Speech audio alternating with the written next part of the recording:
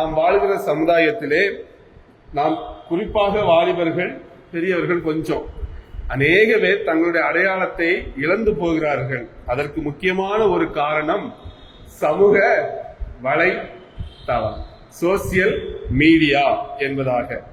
இந்த சோசியல் மீடியாவுடைய இந்த ஆதிக்கம், அதுல அநேக பேர் இன்றைக்கு அடிமைகளாக இருக்கிறார்கள். அதே சோசியல் மீடியா பார்த்துட்டு போறது ஒண்ணு, அது அடிமைகளாக இருக்கிறது ஒன்று.